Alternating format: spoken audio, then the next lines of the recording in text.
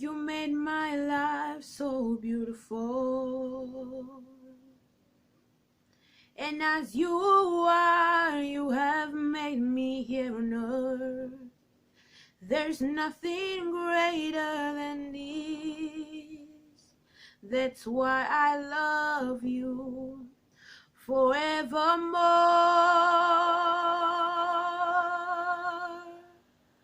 I want more of you. I want more of you, Jesus. The more I know you, the more I want to know you, Jesus. More of you. Thank you, Jesus. More of you, Jesus. More of you, Jesus. Thank you, sweet Jesus. Thank you. Thank you. Good morning, everyone. Welcome to today's Rhapsody of Realities daily devotional.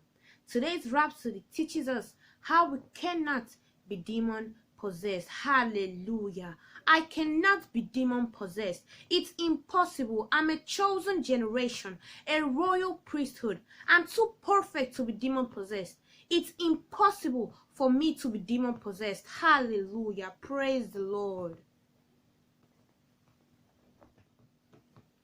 Today is Saturday 30th, and the topic of today's Rhapsody of Realities is a Christian can't be demon possessed.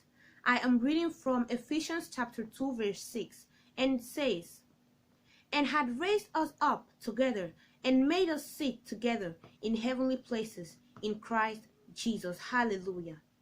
And it says, many have asked, can a Christian be demon possessed? A Christian may be influenced by a demon, but he really can't be possessed by a demon. For a Christian to be demon possessed means he or she has consciously and deliberately given up his faith in Christ Jesus, which is apostasy. And in case you don't know, apostasy means a renunciation of religion or political belief or principle. According to the Bible, there is no recovery from such a state because the person has willfully given himself to Satan. But a true Christian can't be in such a situation because he is superior to Satan. No matter how a Christian has yielded to the oppression of Satan, the day he realizes himself and says, "No, that I'll be the end of Satan's manipulations in his life." James chapter 4 verse 7 says, "Submit yourself therefore to God, resist the devil, and he will flee from you." For the Christian, the problem is never about demon possession. Rather, it's about yielding to evil spirits that cause them to do terrible things and in the process destroy their own lives. Oftentimes, such Christians aren't knowledgeable enough in God's word to live otherwise. The Christian is seated with Christ far above all principality and power and might and dominion and every name that is named. Hallelujah. Praise the Lord. If the foregoing is true, and thank God it is, why should he require deliverance from Satan, let alone being possessed of him? Even if a Christian is being influenced or oppressed by the devil, the solution is always God's word. Declares, "The entrance of thy word giveth light." That you can see it in Psalm chapter 119 verse 130. And I repeat, it says, "The entrance of thy words giveth light." Praise the Lord. If you'd receive God's word, his light, into you and accept it, it'll eject every satanic presence. Darkness will be dispelled. This is why studying and meditating on the word should be top priority for you as a child of God. Know and stay in the word and exercise your dominion in Christ. Hallelujah. Praise the Lord. So we see today's wrap us how as Christians we cannot be demon possessed. We shouldn't even be thinking about that because we cannot be demon possessed. It's really simple. It's impossible unless you renounce your faith in Christ, which it says here is apostasy. So if you renounce your faith in Christ, then you can be demon possessed. But as it says in the Rhapsody of Realities today, a true Christian can never be demon possessed. But as it says also here, a true Christian cannot be demon possessed, but a true Christian can actually yield to satanic spirits. And also that means to do things the way you're not supposed to do according to the scriptures. But as always, there's always a way out with the word of God.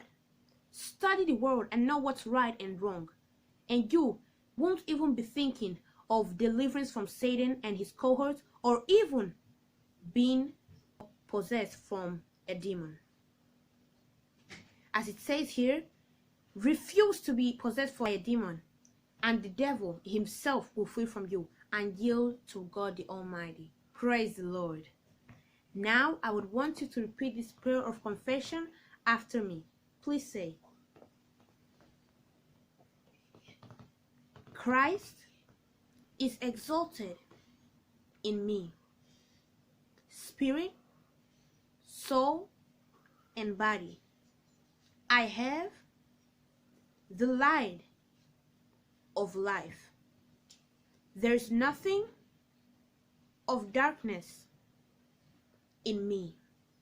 I am full of joy, peace, love, kindness, and continually filled with the Spirit.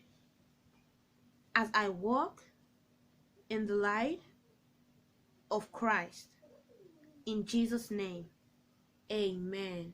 Praise the Lord. Now, if you're not born again, you're not a Christian, I want to invite you now to repeat this prayer of salvation after me and mean it from the bottom of your heart. Please say, Dear Heavenly Father, I believe in Jesus Christ, the Son of the living God. I believe He died to save my soul.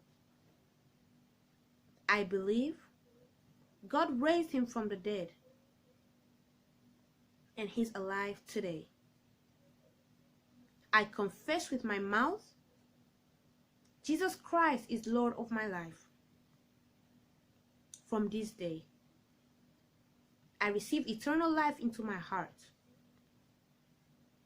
Thank you, Lord, for saving my soul. I am born again. Congratulations, you're a Christian now. You're born again. If you want to know more about this new Christian life you just started living, I want to invite you to go to your Google Play Store or Apple App Store and install the Rhapsody of Realities app. In that same Rhapsody of Realities app, you can download for free Now That I Am Born Again. It's just a little book that will help you so much know more and discover more about this new Christian life you just started living. Also, I want to recommend you to go to your Google Play Store or Apple App Store, as I said earlier, and download the Pastor Chris's digital library, a place where you can go and learn so much about the Word of God. You can also go to his YouTube channel, which is Watch Pastor Chris Altogether, and also listen to some messages he also has of these last days that we're living. So inspiring. Thank you so much for your attention, and I hope you don't forget to give this video a big thumbs up, subscribe, and comment down below. Bye!